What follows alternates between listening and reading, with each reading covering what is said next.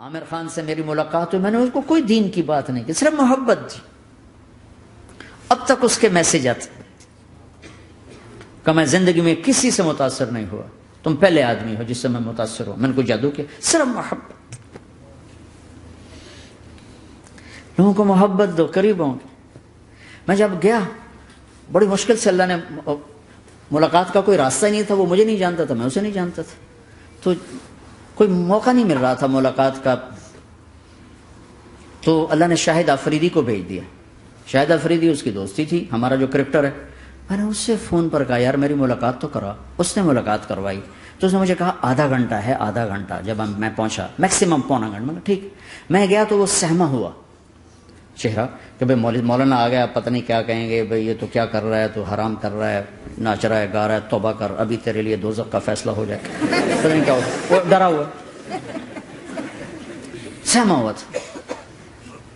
تو میرا ایک دور کالج لائف تھا، میرے اللہ نے مجھے ہدایت دی، اور میں 3 دن کے لیے میں اس دوست کو، اس کی نسلوں کو دعائیں دیتا ہوں جو مجھے زبردستی پکڑ کے لے گیا۔ نہ میرا تبلیغ سے کوئی تعلق، نہ واسطہ، نہ میں کوئی ان سے متاثر۔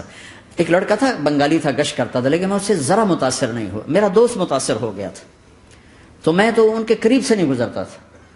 تو وہ اور میں اسکول میں اکٹھے آ رہے تھے، کالج میں اکٹھے آ رہے تھے، تو وہ متاثر ہوا، وہ 3 دن کے لیے جا رہا تھا، تو مجھے بتائے بغیر میرا ہاتھ پکڑ کے لے گیا، مجھے کام ہے چلو میرے ساتھ، اور میں اس کو انکار نہیں کر سکتا تھا، یہ میرا اس کا تعلق تھا۔ اب بھی اسی طرح بھائیوں جیسا تعلق، میں اس کا احسان مان، مجھے زبردستی لے گیا۔ ہمارے پنجابی کی مثال ہے کبے نو لت لگی، وہ سیدھا ہو گیا۔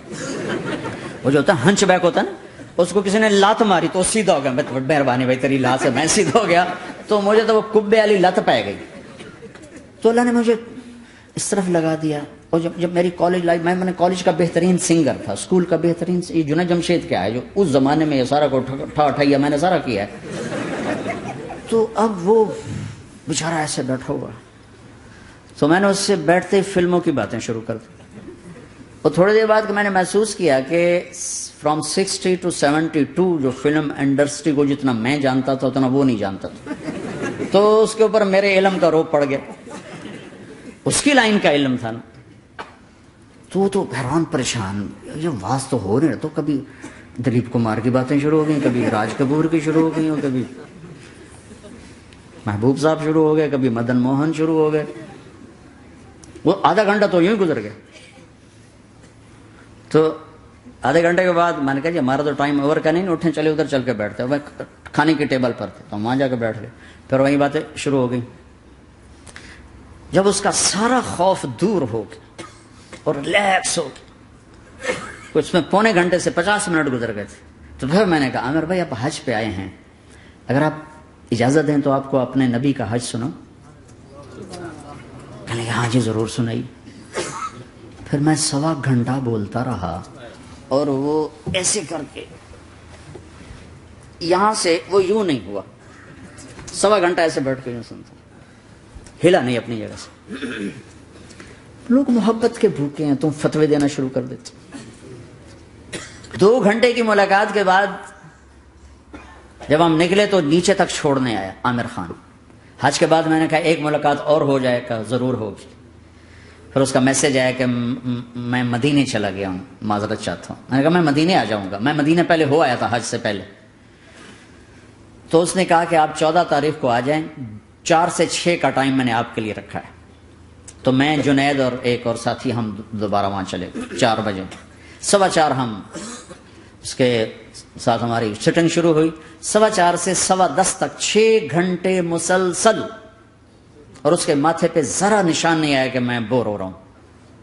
اور اس کے بعد ہم اٹھے، اس کا جی نہیں چاہ رہا تھا کہ ہم اٹھ کے چلے جائیں، محبت۔ پھر ایک امتحان پڑ گیا، میں اجتماع میں تھا رائمنڈ کے پچھلے سال، اس کا میسج آ گیا میری فلم تلاش آ رہی، اس کی کامیابی کی دعا کرو۔ چنگی بات، میں کہا اب کیا کروں، جواب دینا بھی ضروری، دعا بھی نہیں ہو سکتی، کیا کروں۔ تو جب وہ میسج آیا تو میرے سامنے کوئی 10-12 علماء بیٹھے تھے۔ میں نے کہا بھائی یہ میسج ہے، اس کا جواب دو۔ کہا جی یہ ہمارا فیلڈ نہیں تمہارا ہے، تو ہی جواب دے۔ میں سارا دن سوچتا رہا، مجھے کوئی جواب سمجھ میں نہیں آیا کہ جان بھی بچ جائے، جواب بھی چلا جائے۔ پھر اگلا دن بھی گزر گیا، مجھے کچھ سمجھ میں نہیں آیا. میں عصر کا وضو کر رہا تھا، ایک دم اللہ نے ایک مضمون دل میں ڈالا. تو میں نے فوراً بیٹھ کر اس کو میسج کیا کہ عامر بھائی، جو کریٹو ہوتا ہے نا ذہن، یہ اللہ کسی کسی کو دیتا ہے. تخلیقی ذہن یہ اللہ تعالیٰ کسی کسی کو دیتا ہے، ہر ایک کو نہیں دیتا. اور یہ اللہ کی بہت بڑی عطا ہوتی ہے. اور میں نے تمہارے ساتھ جو وقت گزارا اس میں نے دیکھا کہ اللہ نے تمہیں تخلیقی ذہن دیا ہے، تم کریٹر ہو. اور جو لوگ اس ٹائپ کے ہوتے ہیں وہ کامیابی ناکامی کی پرواہ نہیں کرتے، وہ اپنے کام سے کام رکھتے ہیں. آپ کا بھائی. تو فوراً اس کا میسج آیا، آپ ٹھیک کہہ رہے ہیں، آپ ٹھیک کہہ رہے ہیں. بات ہو گئی. پہ میں تھا ہانگ کانگ، میں نے وہاں سے اس کو میسج کیا. دیکھو کسی مصروف آدمی کو براہ راست فون نہ کیا کرو، میسج کیا کرو کہ میں آپ کو فون کر سکتا ہوں، چونکہ میں اس کا بہت ستایا ہوا، بہت ستایا. تو میں نے اسے میسج کیا کہ میں طارق جمیل ہانگ کانگ میں آپ کو فون کر سکتا ہوں، میں آپ کو فون کر سکتا ہوں. میں ہمیشہ اسے، اب بھی میرا فون پہ رابطہ ہے، میں پہلے اسے میسج دیتا ہوں میں آپ کو فون کر سکتا ہوں. اگر اس کا جواب نہ ہے پھر میں نہیں کرتا ہوں. کبھی وہ خود کر لیتا ہے، کبھی وہ میسج دے دیتا ہے کال کر لیں. تو تھوڑی دیر بعد اس کا فون آ گیا کیونکہ میں اس وقت دلی میں ہوں، کانفرنس میں تھا. تو میں نے آپ کا میسج دیکھا تھا، میں اٹھ کے باہر آ گیا ہوں، ابھی آپ سے بات کر کے پھر میں جاؤں گا. تو اسے باتیں کرتے کرتے کہنے لگا آپ کی دعا سے میری فلم کامیاب ہو گئی. میں کہا یا اللہ میں کوئی نہیں پیتی تھی.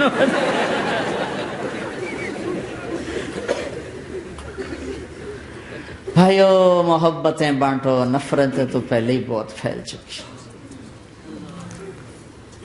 نشہ پلا کے گرانا تو سب کو آتا ہے، مزہ تو تب ہے کہ گرتے کو تھام لے ساتھ.